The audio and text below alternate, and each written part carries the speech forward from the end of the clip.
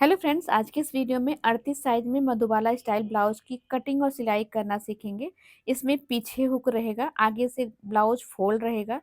काफ़ी रिक्वेस्ट थी, काफ़ी सारे कमेंट थे कि 38 साइज के ब्लाउज की कटिंग हम आपको बताएं, तो आज हम 38 साइज की ब्लाउज कटिंग करना सीखेंगे।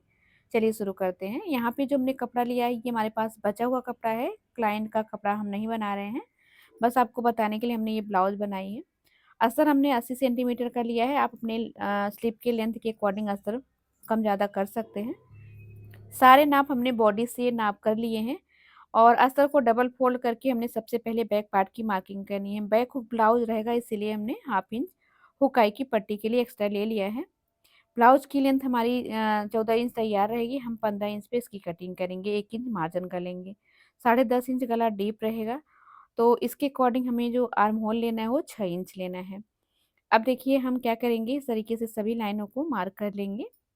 ये देखिए, जहाँ पे आपको कहीं पे डाउट हो आप कमेंट बॉक्स में पूछ सकते हैं। अब देखिए, जो हमारा शोल्डर है वो 15 इंच का है। अगर उसका हम हाफ करके लेंगे, शोल्डर आएगा 7.5 इंच। गला डीप है तो हम शोल्डर में से 2 इंच माइनस कर देंगे। तो अब हमारा शोल्डर 5.5 इंच का हो गया। यहाँ पर भी हम 5.5 इंच नाप लेंगे और सीधी लाइन मार्क करेंगे। चेस्ट फ्रेंड्स हमारी यहाँ पर 38 है, उसका चौथाई आएगा 9.5 इंच। गला डीप है तो हम चेस्ट को 9 इंच पे मार्क करेंगे, हाफ इंच कम कर देंगे। देखिए, डीप गले में हमें सारी चीज़ें कम करके लगानी होती हैं, तभी हमारा ब्लाउज परफेक्ट आता है। अब देखिए, कमर हमारी 32 है, उसका चौथाई लेंगे 8 इंच। 1 इंच टक्स का लेंगे और 2 इंच मार्जिन का ले लेंगे। इस तरीके से हमने अपनी कटिंग और फिटिंग की लाइन को मार्क कर लेना है।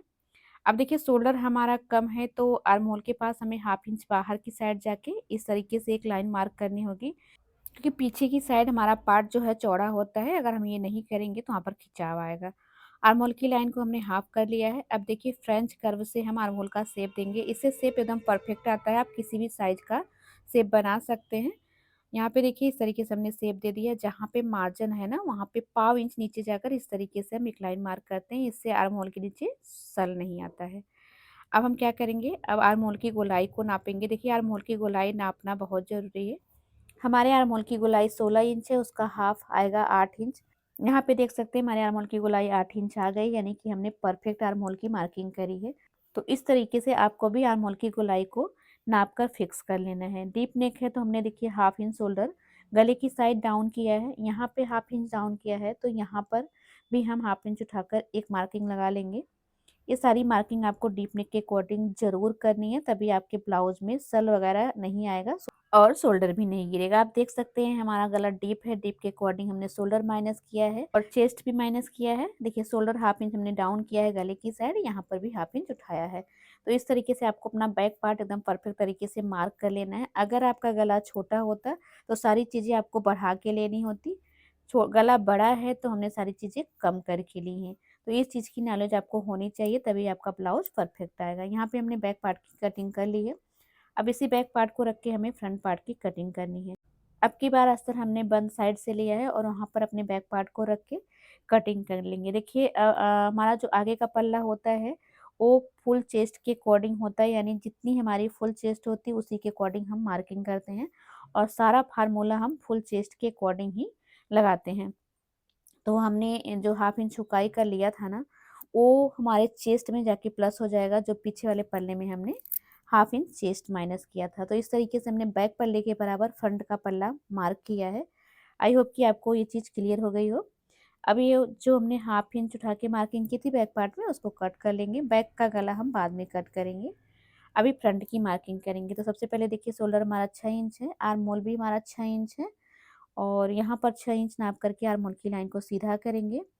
अब देखिए, सामने के पल्ले का जो आर्म होल है उसे अंदर की साइड हाफ इंच लेंगे। पीछे के पल्ले में हमने बाहर की साइड लिया था, आगे के पल्ले में हाफ इंच अंदर लिया है। अब आर्म होल की लाइन को हाफ करेंगे और फ्रेंच कर्व को रख के हम इस तरीके से पॉइंट को मिलाते हुए शेप दे देंगे। आर्म होल हमारा क्लियर हो गया। शोल्डर पट्टी में 2 इंच तैयार रखनी है। 1 इंच मार्जिन का लेके 3 इंच पर हम शोल्डर पट्टी को रखेंगे। इसके बाद जो गला आएगा वो आएगा 3 इंच का, तो हम 3 इंच की गले की चौड़ाई रखेंगे। 7 इंच गले की लंबाई हम ले रहे हैं। आप अपने अकॉर्डिंग गले की लंबाई रख सकते हैं। इसका एक बॉक्स बना लेंगे। अभी गला शेप मार्क नहीं करेंगे, आगे की मार्किंग कर लेते हैं। देखिए, हमारा चेस्ट 9.5 इंच का है, तो हम 10.5 इंच पर टक्स की मार्किंग करेंगे। अगर हमारी चेस्ट 9 इंच की होती तो हम 10 इंच पे करते, तो इस तरीके से हमें 1 इंच प्लस करके टक्स पॉइंट लेना है और टक्स पॉइंट से 2 इंच नीचे हम बेल्ट की लाइन लेते हैं। टक्स पॉइंट से 2 इंच नीचे बेल्ट की लाइन सभी के लिए फिक्स होती है। अब देखिए हम क्या करेंगे, यहाँ पे आपको क्लियर कर देते हैं। हमारी जो चेस्ट है वो 9.5 इंच की है, तो हम 9.5 इंच आगे का पल्ला लिए हैं और 2 इंच मार्जिन का लिए हैं। आपका गला जब डीप है तो आपको आगे का पल्ला हमेशा फुल चेस्ट के अकॉर्डिंग ही लेना है। अब हम कटोरी का साइज लेंगे, इसके लिए आपको चेस्ट का छठा लेना है। यहाँ पे अगर आप चेस्ट को 6 से डिवाइड करते हैं तो 38 चेस्ट है, उसे 6 से डिवाइड करते हैं तो आएगा 6.25 इंच। तो हमने कटोरी का साइज 6.25 इंच लिया है। इसको हाफ करेंगे, जहाँ पर हाफ आ रहा है वहाँ से टक्स की लंबाई ले लेंगे, देखिए इस तरीके से। अब हम क्या करेंगे, टक्स की चौड़ाई हमें लेना है, कितना लेना है, जितना आपका चेस्ट हो आपको कमर को माइनस कर देना है। तो हमारी चेस्ट 38 है, कमर 32 है, तो 6 इंच का अंतर आ रहा है। 2 इंच टक्स पीछे की साइड चली जाएगी, 4 इंच की टक्स बचती है, तो हम दो इंच की टक्स लगा लेंगे। 2 इंच इस पल्ले में लगाएंगे, 2 इंच दूसरे पल्ले में।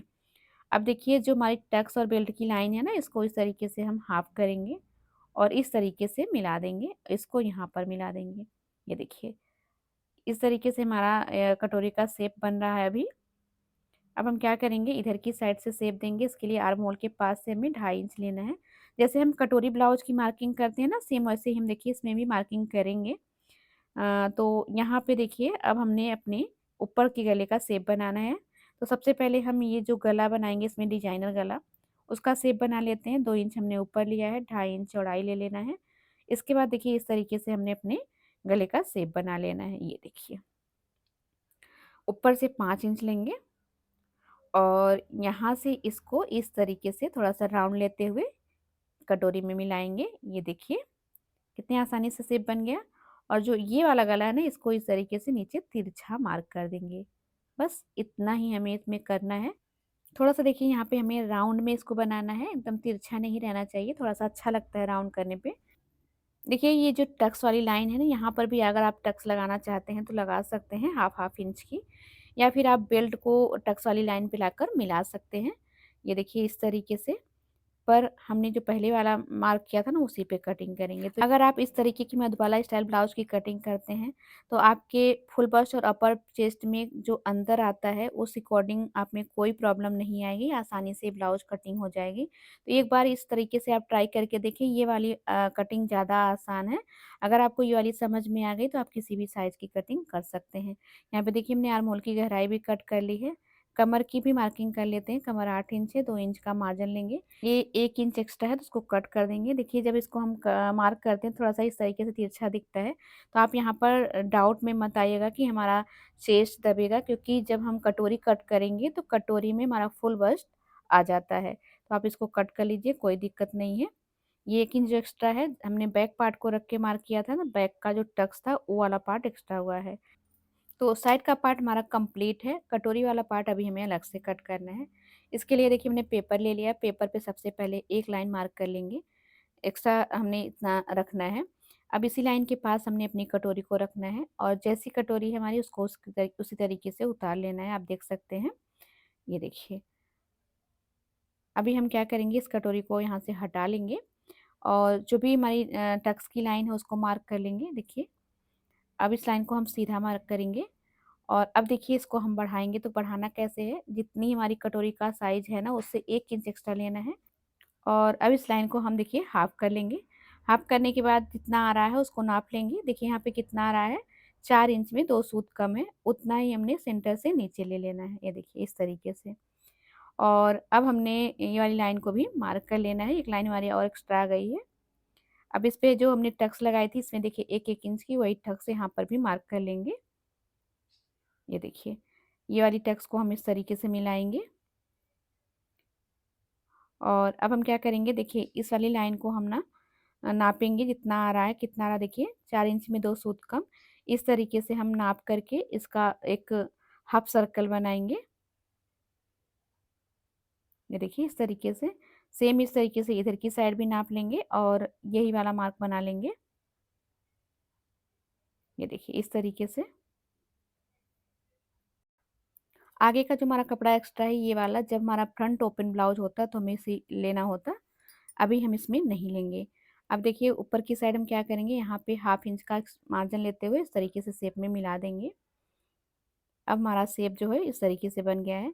आप चाहे तो यहाँ से ऊपर की साइड भी इस तरीके से नाप कर शेप को बना सकते हैं, या फिर आपने जैसे पहले बनाया है ये भी आपका सही है, उतने पे ही आएगा। अब हाफ इंच और हम एक्स्ट्रा ले लेंगे यहाँ से। देखिए थोड़ा सा कपड़ा आपको एक्स्ट्रा ही रखना है, क्योंकि जब आप जॉइंट करेंगे तो आपका कटोरी छोटा नहीं पड़ना चाहिए।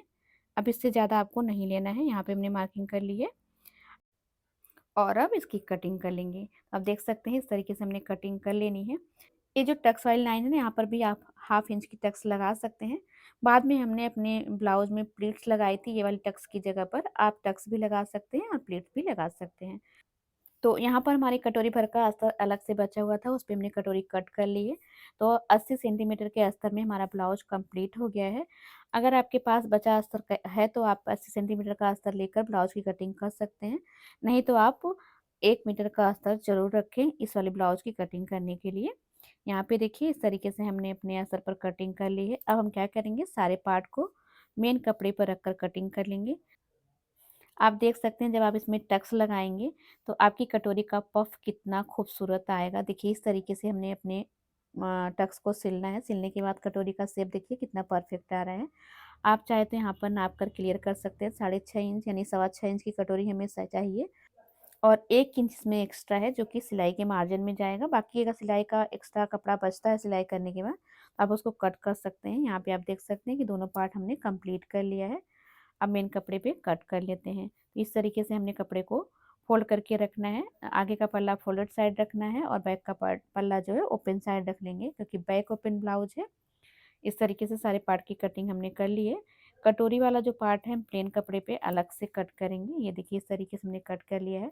सिलाई करेंगे तो हमने क्या किया है, कपड़े को सीधी साइड से रखकर उसके ऊपर अस्तर को रख लिया है, और जो ये हमने गले का शेप बनाया ना उसको सिल करके हम पलट लेंगे। इस बार लेस लगाएंगे।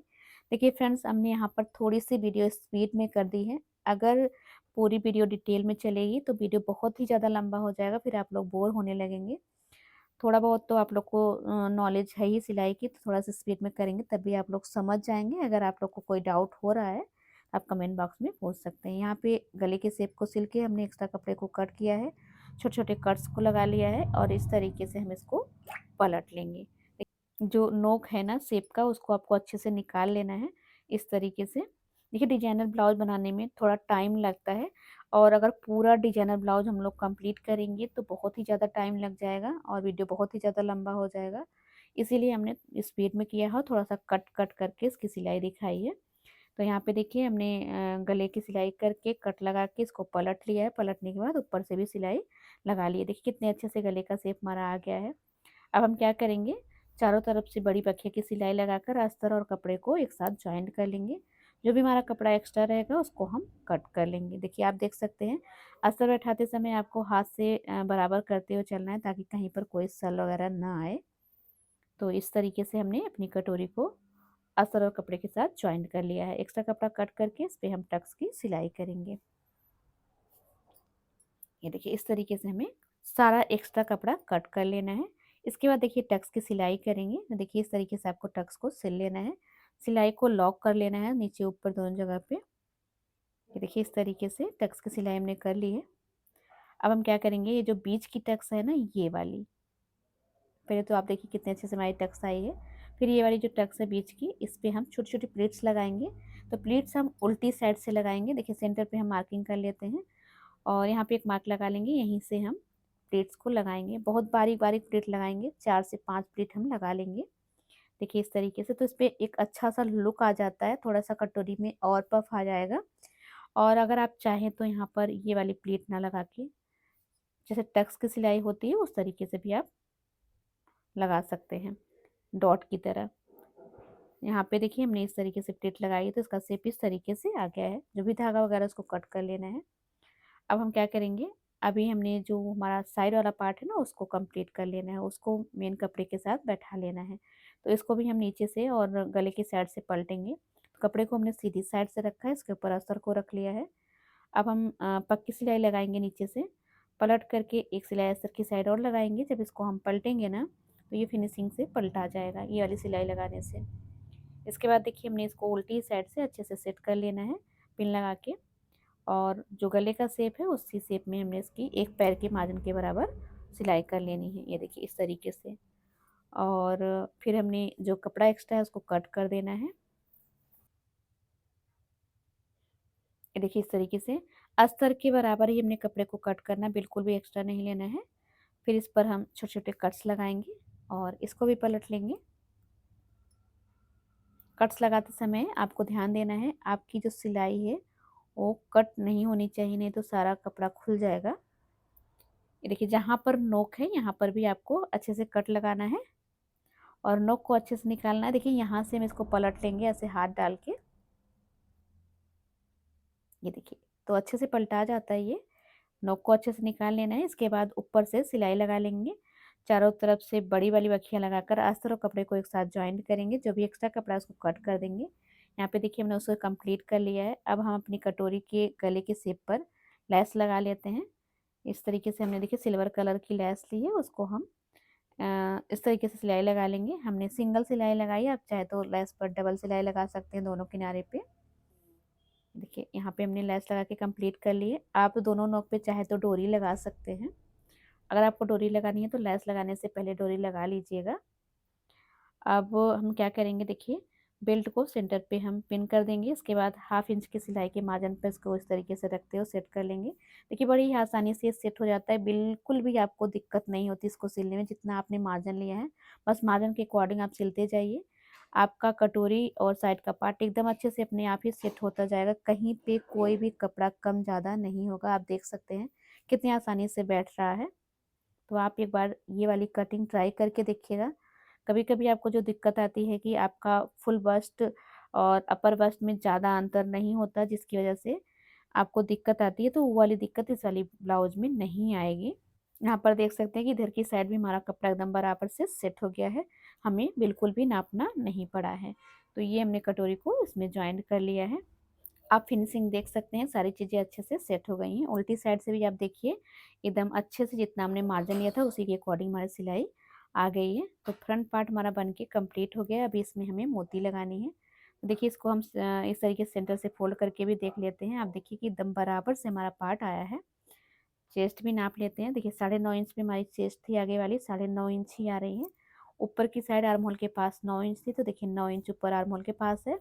और जहाँ पे हमारा पफ है वहाँ पे 9.5 इंच एकदम परफेक्ट है, यानी कि हमारा आगे का पल्ला एकदम परफेक्ट तरीके से कंप्लीट हुआ है।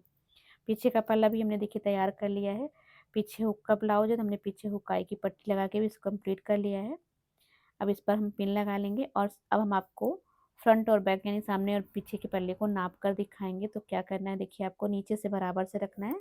दोनों पल्ला नीचे से पलटा हुआ है और देखिए एकदम बराबर से हमारा पार्ट आ रहा है। सिर्फ आर्म होल के पास आगे का पल्ला एक्स्ट्रा आ रहा है। तो इस तरीके से आपको पहले नाप कर छटाई कर लेनी है। इसके बाद ही आपको शोल्डर जॉइंट करना है। इससे आपको फिटिंग लगाने में दिक्कत नहीं आएगी। आगे का आर्म होल हमारा क्यों बढ़ा, क्योंकि आगे का गला हमारा छोटा है, पीछे का गला बड़ा है, इसीलिए आगे का आर्म होल हमें थोड़ा सा ज़्यादा कट करना होता है अगर हम डिजाइनर ब्लाउज बनाते हैं। अगर हमारे आर्म होल के पास कोई टक्स नहीं लगती है तो। इस तरीके से आपको क्लियर हो गया होगा। अब देखिए हमने बराबर से करके सीधी साइड से शोल्डर पर सिलाई करी है एकदम किनारे की। अब हम इसे उल्टा करेंगे, उल्टी साइड से 1/2 इंच पर शोल्डर की सिलाई कर लेंगे। आप देख सकते हैं कि इतनी फिनिशिंग के साथ हमारा दोनों पार्ट कंप्लीट हुआ है, कोई भी पार्ट छोटा बड़ा नहीं हुआ है। यहाँ पर देखिए इस तरीके से। अब हम क्या करेंगे, जो हमारी नोक निकली हुई है इस नोक पर हम मोती लगाएंगे। आप यहाँ पर चाहे तो डोरी भी लगा सकते हैं, डोरी का लुक और अच्छा आता है। पर हमने डोरी वाली कई सारी ब्लाउज बना डाली फ्रेंड्स, इसमें हमने मोती लगाई है। तो यहाँ पर देखिए अपने साइज के अकॉर्डिंग हमने इसमें 25 मोती डाली हैं। आप अपने गले के साइज के अकॉर्डिंग मोती को कम ज़्यादा कर सकते हैं या फिर आपकी मोती का साइज जैसा हो। यहाँ पे देखिए अगर आप चाहे तो पीछे का पल्ले का जो शोल्डर है थोड़ा सा कम करके कट करें और फिर पीछे के शोल्डर में ले जाके इस मोती को टक कर दें, तभी आपका लुक बहुत ही अच्छा आएगा।